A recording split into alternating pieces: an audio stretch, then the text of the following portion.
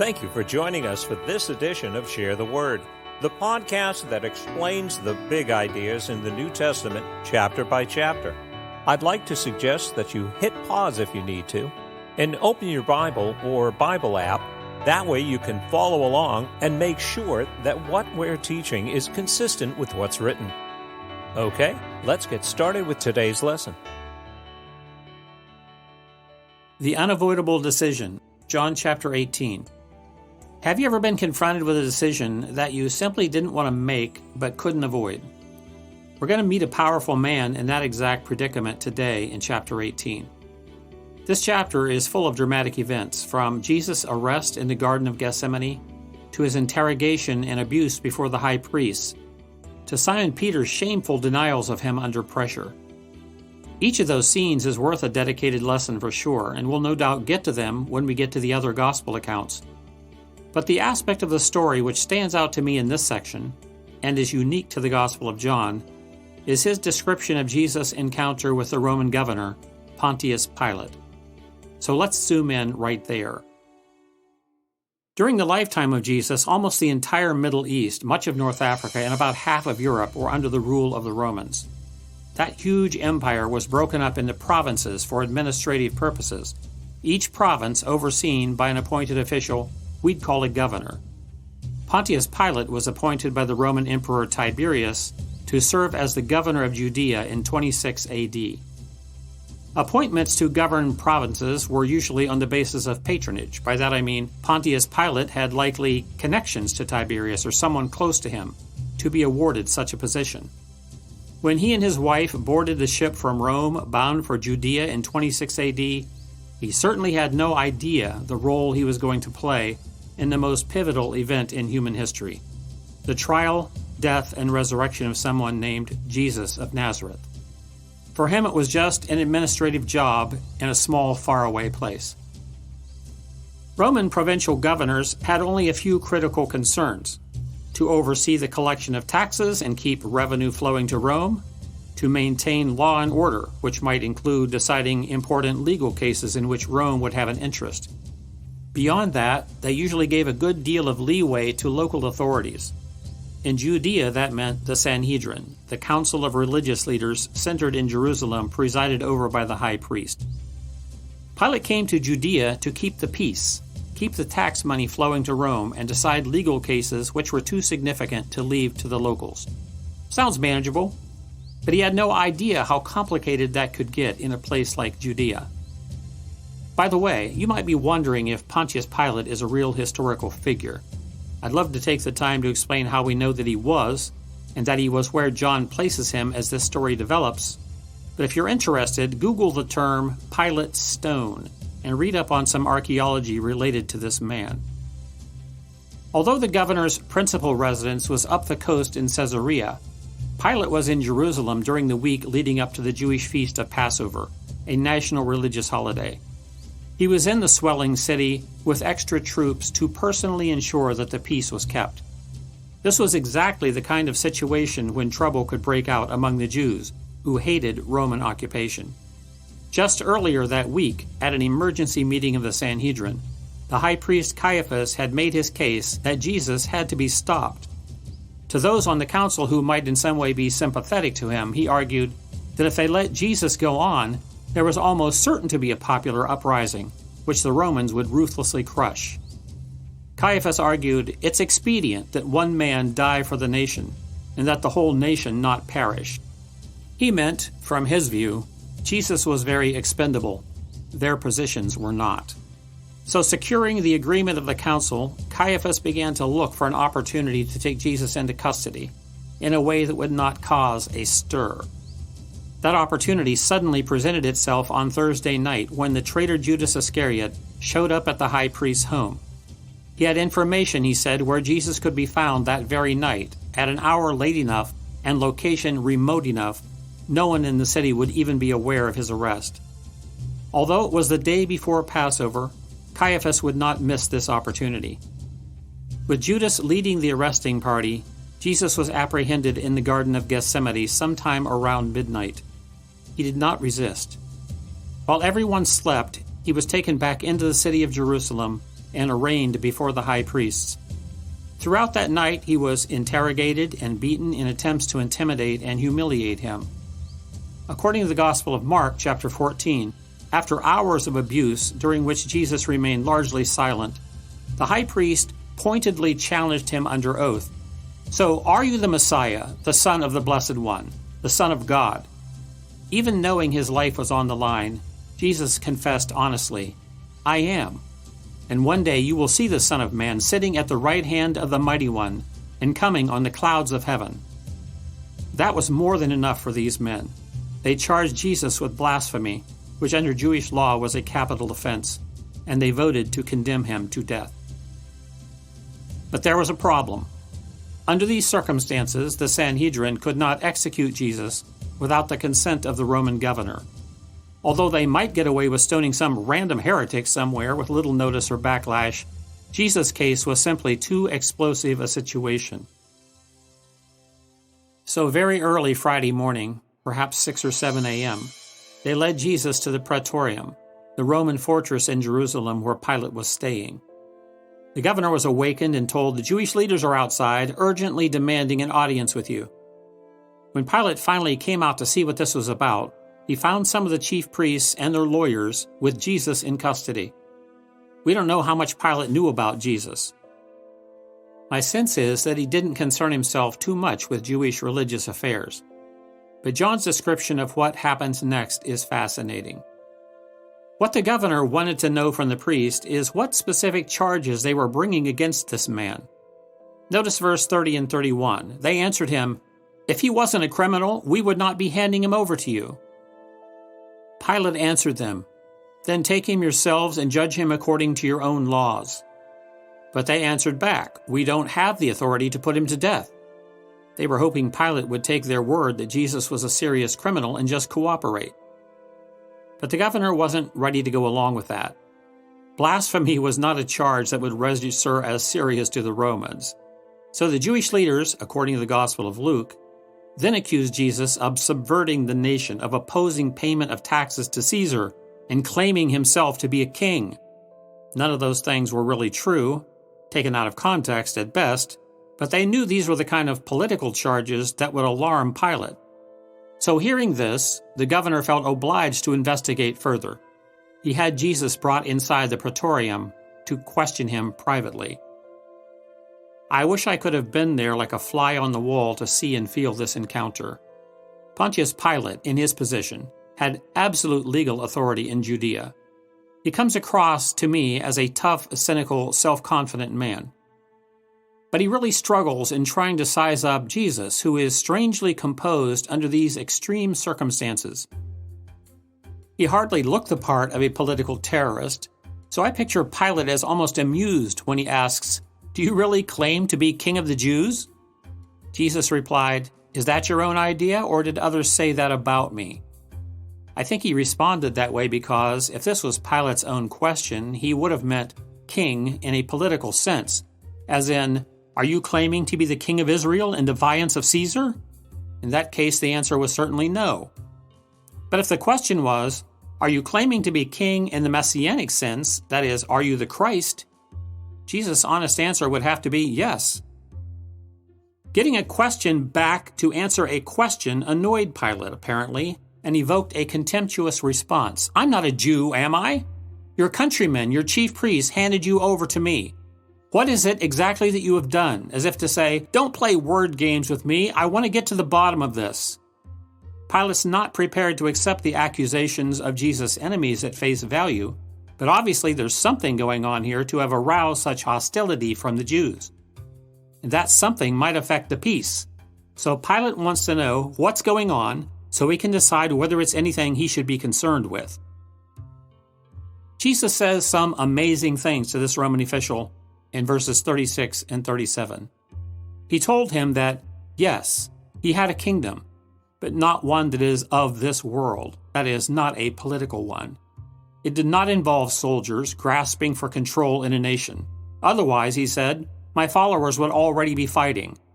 My kingdom is of another kind and from another place. Jesus could not deny that he in fact was a king, But was his goal to overthrow Rome, take Israel's throne? No, not at all. That's not why he was here. He told the Roman governor his mission in these words: I have been born and come into this world for this purpose, to testify to the truth. I'm here to point men to the truth, to explain the truth to people. Pilate was apparently not interested in religion or philosophy, so when Jesus began speaking in terms, Pilate gave him a dismissive response. So what is truth? As if to say, I'm not getting into that. And he turned away from Jesus at that point and went back outside to negotiate with his accusers. Think about this. Pilate's throwaway question, what is truth? That's the most important question he could have ever asked, posed to the most qualified person to ever answer it. But he didn't even stay for an answer. What is truth? Today that question is often treated just as dismissively as Pilate treated it then. Conventional wisdom today is apparently largely unchanged from Pilate's take. What is truth? There is no definitive answer. So why get into it? Why argue over it? It's considered smart to say, truth is not propositional, not universal for sure, it's personal. Nothing is true in an absolute sense. Things are only true when you believe them, when you accept them. Hence the popular statement, you have your truth and I have mine. Things can be true if they work for you, but don't press them on me. Remember the good old gospel according to Phil. I'm sure you've heard similar many times. Well, if it works for you, good for you. I'm happy for you. But that's not my truth. But tell me, is that approach to truth even reasonable? The notion that there are limitless, equally valid truths, is that even logical? Think about it. A clear, declarative statement must either be true or false. A statement is true if it agrees with factual reality and false if it does not. You and I cannot decide what is true based on our personal preferences. We can deny the truth, we can dismiss the truth, but we cannot determine the truth. Reality determines the truth. We would all agree this is so in the physical realm, I'm pretty sure. If I said, don't jump off that 10-story building, you're going to get badly hurt. We all know that's true, based on the law of gravity and many unfortunate people who've jumped off tall buildings in the past. If someone says, but that's just your truth, not mine, and jumps anyway, they're going to find out the hard way that reality is not subjective. What Jesus was claiming is that just as there are physical realities, physical laws that are constant, there are also metaphysical realities, spiritual truths that are constant. So when Jesus says, yes, I am the Messiah, yes, I am the Son of God, to his interrogators on the high council, or when he says, this is the reason I was born and the reason I came into the world, to testify to the truth to the Roman governor, such claims are either consistent with reality or they are not. They are true or they are false. The saddest part of this story, as far as Pontius Pilate is concerned, is that he thought he could avoid making a decision about Jesus' claims by deciding they were just not relevant to him. He did everything he could to not make a decision about Jesus, but a decision was truly unavoidable. Realize, similarly, when any of us confront Jesus Christ and his claims, there's no such thing as not making a decision. That becomes apparent as this crucial scene continues to play out in chapter 19. Let's follow it as John describes Pilate's attempts to avoid a decision about Jesus. The governor took Jesus and had him flogged, hoping that seeing him brutally beaten might appease the high priest, and he could let him go. After the beating, soldiers twisted together a crown of thorns and pounded it down into his head. They wrapped his bloodied body in a purple robe and went up to him again and again, saying, "Hail, King of the Jews," punching him in the face with their fists. Then Pilate had Jesus presented in this pitiful condition to the Jewish leaders. "Look, I'm bringing him out to you to let you know I find no basis for a charge against him." When Jesus emerged from the praetorium, badly beaten, wearing the crown of thorns and the royal robe, Pilate said to them, "Look at the man. Just look at him," hoping it would satisfy his enemies. But it didn't. John says Pilate then tried something else. He said, "You have a custom that I release to you a prisoner at the time of Passover." Speaking over top of the high priest to the crowd behind them, he asked, "Do you want me to release the king of the Jews?" And now the growing crowd shouted back, "No, not him. Give us Barabbas." They preferred, if Pilate was in the mood to be lenient, he release a condemned insurrectionist, a criminal. As for Jesus, when they saw him blood-soaked and beaten, the high priest took up the shout, "Crucify! Crucify!" Pilate shot back at them, "You take him and crucify him. As for me, I find no basis for a charge against him." Yet the Jews pressed him. "We have a law, and according to that law he must die. He claimed to be the Son of God." When Pilate heard that, John writes, he was shaken. He went back inside the praetorium and questioned Jesus again. "Where do you come from?" he asked. But Jesus gave him no answer. "Do you refuse to speak to me?" Pilate said. "Don't you understand I have the power to free you or to crucify you?" Jesus responded this time with resignation, "You'd have no power over me if it were not given to you from above." Pilate, I'm sure more than puzzled by Jesus and this whole scene, went out once more to the high priest, looking for a way to release Jesus if he could find one. But the priests and the mob they'd gathered shouted at him continually, "If you let this man go, you're no friend of Caesar. Anyone who claims to be a king opposes Caesar." When Pilate heard that, he brought Jesus out once again and sat down on the judge's seat at a place known as the Stone Pavement. "Behold your king," Pilate said to the Jews. But they shouted back even louder, "Take him away! Let him be crucified!" "Shall I crucify your king?" Pilate asked incredulously. "We have no king but Caesar," the chief priests shouted back. Completely exasperated, Pilate finally handed Jesus over to them to be crucified. There it is, the unavoidable decision. Pilate did everything he could to avoid it, but he could not. In the end, he made his decision. We know from history, after 5 more years of a troubled tenure in Judea, Pontius Pilate was recalled to Rome to answer charges of corruption by his detractors. Before he ever reached Italy, his patron, the Emperor Tiberius, died and was replaced by Gaius Germanicus, known to history as Caligula. According to the best reports we have, Pontius Pilate committed suicide rather than stand trial before Caligula. But think about this. If the Bible is true, one day that man will stand before the King of Kings and Lord of Lords, Jesus the Christ. Could there ever be a greater turning of the tables? There are 2 big ideas we need to take away from this encounter between Jesus and Pilate. One is that Jesus claimed to have the final word on truth. When John shares with us Jesus' claims chapter after chapter, I hope you're not responding in your head with, "Well, if that works for you Christians, I'm happy for you. You have your views about Jesus and I have mine, and let's leave it at that." Remember, Jesus claimed to have come down out of heaven to tell us the truth. He claimed to be the very embodiment of truth. He said, "Everyone who is on the side of truth will listen to me." If anyone wants to understand the truth about life and what's important in it, about the afterlife, about heaven and hell, about God and how to reach Him, if anybody wants the real answers to life's ultimate questions, Jesus claimed He came to reveal them. Either He is the truth or He is not. And if He is the truth, then He is the truth for you as well as He is for me. He is the truth for all of us. The second big idea we should learn from this encounter with Pontius Pilate is no one can avoid making a decision for or against Jesus Christ. There really is no middle ground. When you come up against His extraordinary claims, it's like coming to a very sharp fork in the road. You must turn right or you must turn left.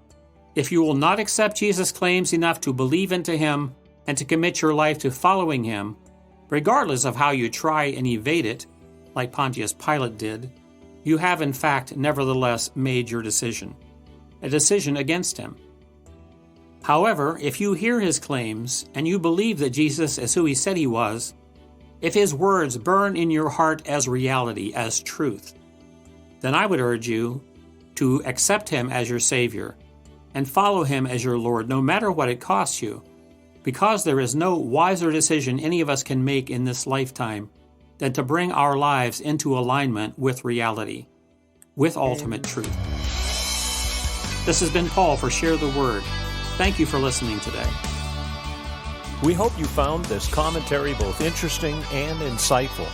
Share the Word releases 2 new podcasts weekly at 9 a.m. on Mondays and Thursdays.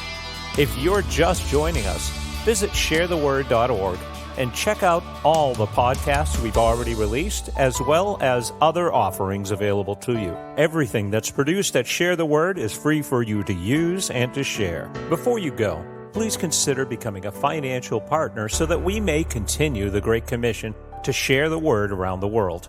From all of us at Share the Word, our blessings and prayers go out to all of you.